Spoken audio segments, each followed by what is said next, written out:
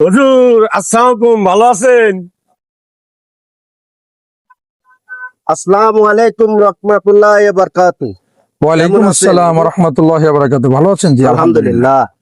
হুজুর, আপনার একটা জিনিস খেয়াল করলাম, ওই লোকটা সালাম দিল, আপনি সালামের উত্তর নিলেন না। ঠিকই ইনারা উনি কি দোষ করলো? আসলে বিষয়টা এই, উনি যে সালামটা দিয়েছেন ওটা কোনো সালাম না। উনি যেটা দিয়েছেন ওটা কোনো সালামও না, সালামের উত্তরও না।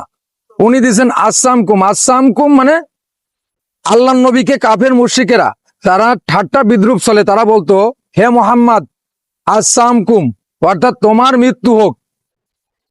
জবাবে আল্লাহ পাক রব্বুল আলামিন সাইয়েদনা হযরত জিবরাইল আলাইহিস সালাতু ওয়াস সালামের মাধ্যমে জবাব পাঠিয়ে দিয়েছেন যে হে নবী, তারা আপনাকে নিয়ে যখন এই ধরনের সালামের কটূক্তি করে আপনি তাদেরকে বলে দিন ওয়ালাইক, তোমাদেরও মউত হোক।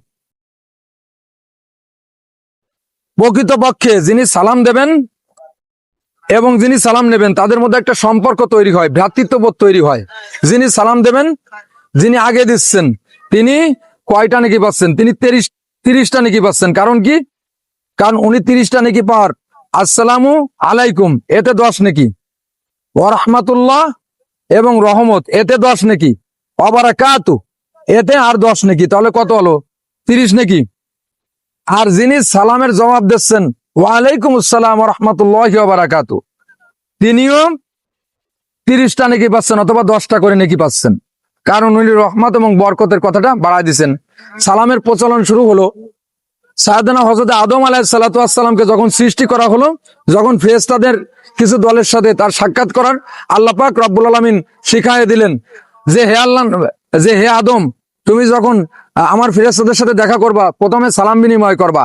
আদম আলাইহিস সালাতু ওয়াস সালাম তখন সালাম দিয়েছিল আসসালামু আলাইকুম ওয়া রাহমাতুল্লাহ। জবাবে তারা আসসালামু আলাইকুম ওয়া রাহমাতুল্লাহি ওয়া বারাকাতুহু, ওয়া আলাইকুম আসসালাম ওয়া রাহমাতুল্লাহি ওয়া বারাকাতুহু, এই কথাটা বাড়াই বলছিল।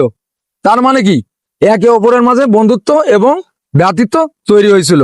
এই জন্য সালাম যিনি দেবেন, আর একটা হাদিস শরীফ আর একটা ইসে আসছে বর্তমান প্রচলিত বড় বড় আলেম দ্বারা প্রচারিত হয়, যিনি সালাম দেবেন আগে তিনি 90 নেকি পাবেন, আর যিনি সালামের উত্তর দেবেন তিনি 10 নেকি পাবেন। মূলত সালাম অর্থ শান্তি।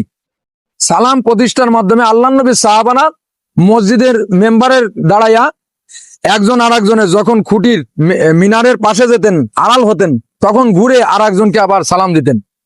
তার মানে কি? সালাম অর্থ সালামের প্রচলন করা। সমাজে যত সালাম প্রচলিত হবে তত সমাজটা সুশৃঙ্খল সমাজ গঠন হবে, শান্তি প্রতিষ্ঠিত হবে।